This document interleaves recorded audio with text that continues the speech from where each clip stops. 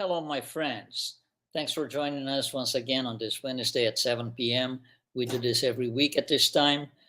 Spiritism, a closer look. You're following us on Kardec Radio.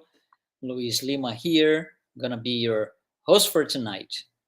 And tonight we are going to take a closer look at the value of forgiveness. It's an interesting subject which for most of us, right? It generates a lot of questions. What is the real value of forgiveness? Why is it so hard to forgive? Is it worth forgiving? Is it not? What's in it for me? It's a typical question. And then we get into forgiving versus asking for forgiveness. And all these kind of things we are going to address tonight because Spiritism gives us a lot of insights into this subject. So I'm going to start with Nelson Mandela. Nelson Mandela in 1962 was sent to jail because he wanted to unite South Africa regardless of skin color. And so we're not going to get into the historical factors, but he was just sent to jail. And he spent 27 years in jail.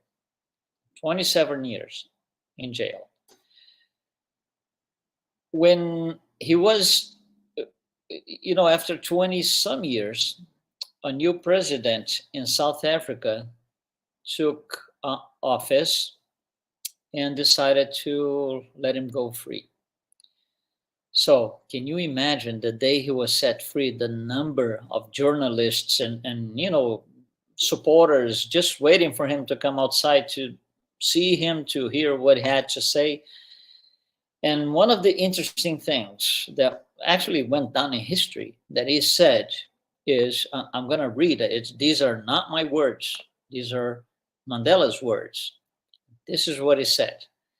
As I walked out the door toward the gate that would lead me to my freedom, I knew if I didn't leave my bitterness and hatred behind, I'd still be in prison. So we're not talking about a physical prison here, a physical jail. No, it's the prison of the mind. The mind would be preyed by all the events in the past and all this, using his own words, bitterness and hatred.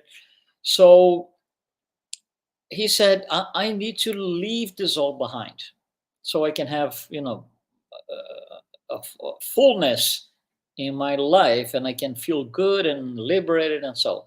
So what he did is he kind of forgave everything that happened and everyone involved.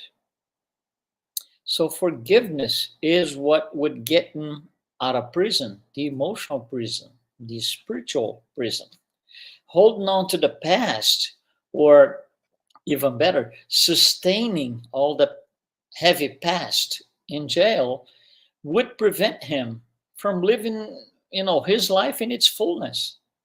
He wouldn't be able to.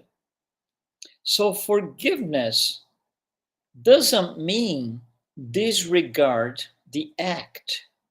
He would never forget that he was in jail for 27 years. That doesn't disappear from our minds. So forgiveness doesn't mean to disregard the act. It rather means free yourself from the weight of it. Take the weight off your shoulders by forgiving. That's a general concept behind forgiveness. If we don't forgive, the weight is going to be on our shoulders, mind, in our lives throughout times until when? Until I decide, using my free will, to do something different, which is no longer sustain that. And the way to do this is to forgive. Sustaining the hatred or whatever created the need for forgiveness, it brings and feeds us with negative energy that we have to now carry. And We keep sustaining this thing, carrying around and going around with this thing. So this only creates enemies. For example, one thing, it creates enemies.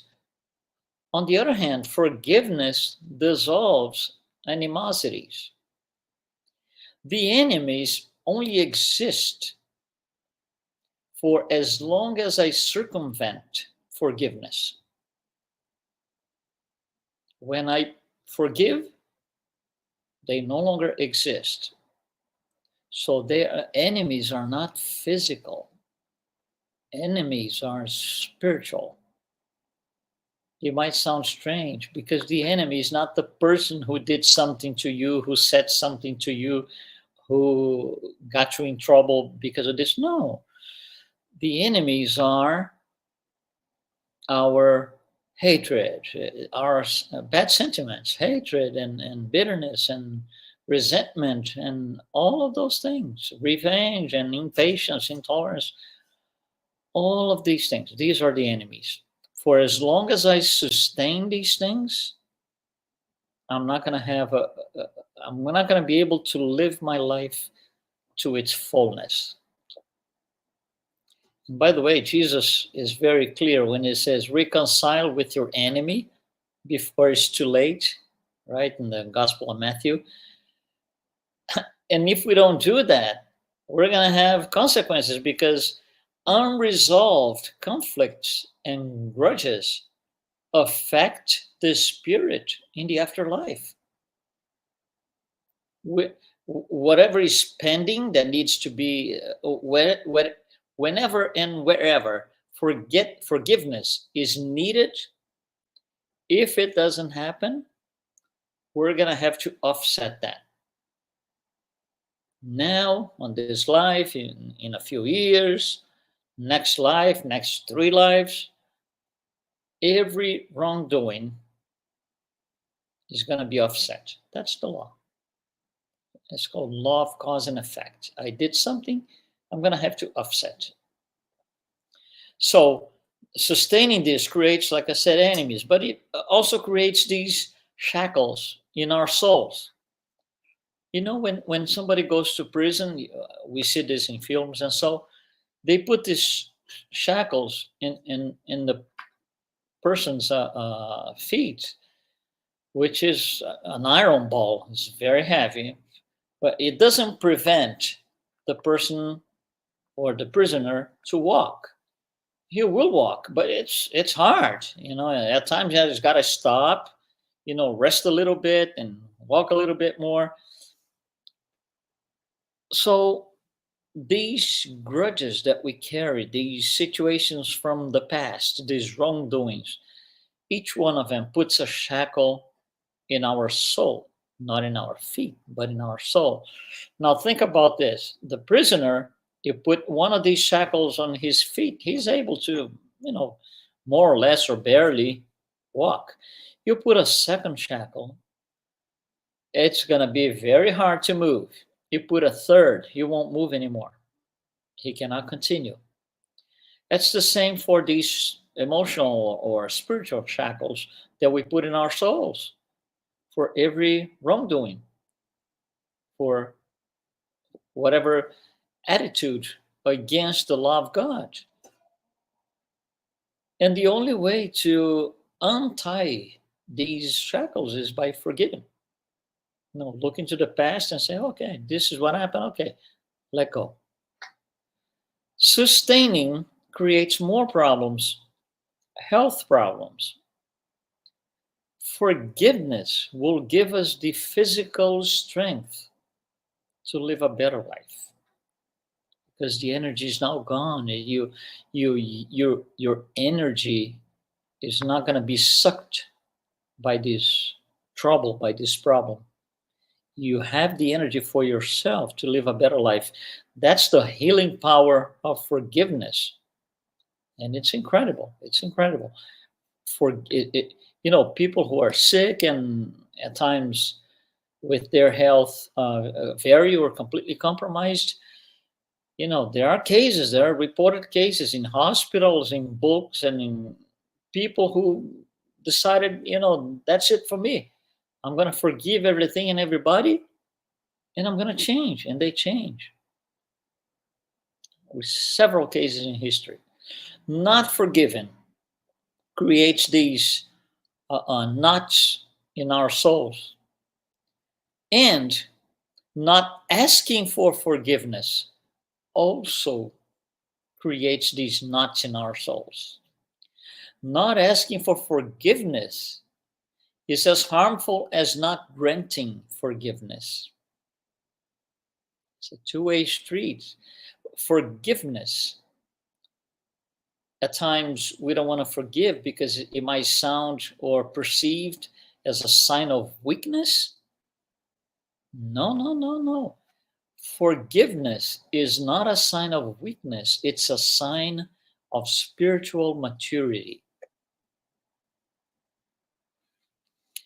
And forgiveness, of course, ties into reconciling with yourself, with the self. You reconcile. Things are clear, off the way. That's it. New life. Let's go ahead. And there's another, we can read the situation with another layer higher, which is, for example, let's say somebody comes to you and, they just are very aggressive towards you. For some reason, doesn't matter. So they are very aggressive towards you.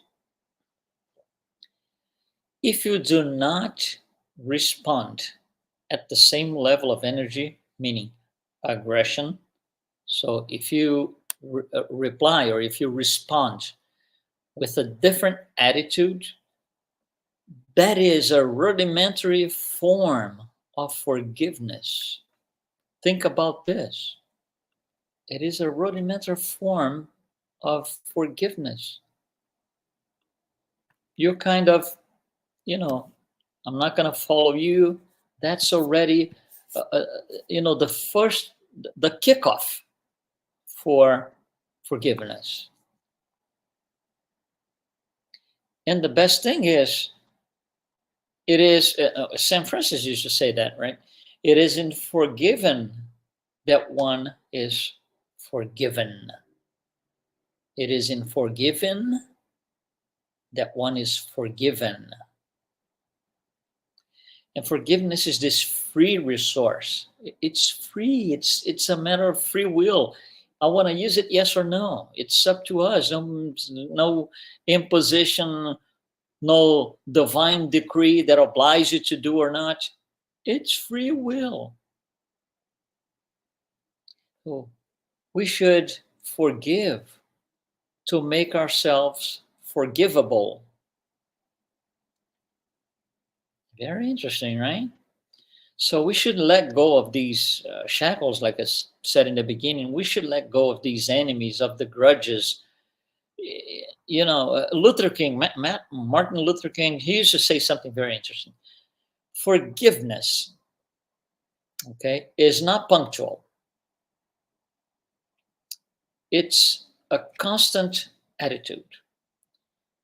In his own words, I'm reading to you now, forgiveness is not an occasional act. It is a constant attitude. So it's not something that you do here and then you don't do anymore, because that, it gets fragmented if that's how we do it. We forgive somebody here, then we don't do that for 3 years or 2 months, and then we do it again for another situation. So it's very fragmented. So if it is fragmented, we still carry the negative energy. We still carry the weight of not being able to forgive once and for all. So we should forgive for our own health, to sustain a healthy life, a healthy body. And we could say that forgiveness is this bridge to cross. It's a bridge. So once you cross the bridge, once you're done crossing it, and we reach the other side, we are able to remember the circumstance that made us do that. However, what changes is we no longer attach suffering to it. We reinterpret the situation. We can achieve that by changing the value that we give to these situations. So we redefine our interpretation of the facts of life in general. So we can look back and say, oh, this is what happened. Okay, so let me think about this a little bit. I've decided that I'm going to forgive. So I'm going to look at this in a different way. In a lot of things, we look at life. Let me give an example instead of saying. Think about this. You have a fridge in your house, a refrigerator. If you ask yourself, what is the purpose of a fridge? So let's just say to cool water, for example. Cool water. So what do? You get a bottle of water, put inside the fridge, close the door. Shortly or after some time, it's going to be cool or cold. So that's the purpose of a fridge. Now, let's say you want to show a fridge, your fridge in your house, to somebody who came from a very far place, very far away place that never saw a fridge. He heard about it, but never saw. He wants to see your fridge. So you bring him into your house and you show the fridge. So he goes around the fridge because he's kind of curious, investigating basically with the eye. So he'll walk around, goes around. He comes back and says, "You're a liar." And you go like, "What do you mean?" And he's going to tell you right in your face. You told me that this thing is supposed to cool things, water, for example. I walked around and on the back of this thing is very hot. So you're lying to me. Think about this. Follow me here. Are you lying? No. So why is it saying that the water is not going to get cold? It's going to get warm or hot. Because the fridge and everything scientific works in a way that any exchange of energy generates a byproduct. The fridge takes one form of energy, electricity, and converts into cold weather, temperature, cool temperature. And there's a byproduct, which is the hot temperature outside the fridge, in the back of the fridge. If you look at the byproduct, you don't see the real value of the things. So this guy's going to say, I don't see the value in having a fridge because it doesn't make the water cool or cold. It makes it warm. He's looking at the byproduct. He's not looking at the main course of things. That's what we do. That's what we do in life. We look at the byproduct and we complain up there. Why am I having this and that? So we need to change. That's our changing a change of paradigm. We need to reevaluate how we look at life. We can't look at life by its byproducts, meaning the bad things, the things that we think are wrong, the things we think we don't deserve. Those are all byproducts of something else called perfection. We are going to go to be perfect one day, and we are going to have to generate a lot of byproducts. If we focus on the byproduct instead of focusing on the main course, let's say, it's going to be trouble. We won't let go of, for example, animosities in our case, because that's our focus. I'm focusing on that. No, we have to focus on the main objective. So forgiveness is this key to personal and spiritual growth. And one thing that I can tell you is this. Very important. The greatest merit, the greatest merit in forgiveness lies in forgiving those who are unable to even ask for forgiveness. Let's do this again. You can ask for forgiveness to somebody that you offended or they think you offended. You might not even, but you can ask for forgiveness. That's one thing. Number one. Number two, you can forgive somebody who is asking you for forgiveness. You know, he did something and they did something. They come to you and say, "Can you forgive me?" That's number two. And number three is those who should be asking for forgiveness, but they are unable. They can't. Their level of selfishness, the inexistence of humility in their soul, makes such that they cannot bring themselves to seek forgiveness. They are simply not able to. But they will love to. They would like to. They just can't make it happen. Those are the ones we should forgive too. And that is, if we are able to do this, that is the greatest merit in forgiveness. Forgive those who cannot even ask for forgiveness. So, just to summarize everything that we said here, forgiveness, the role of forgiveness, a few things that we mentioned today, just recapping.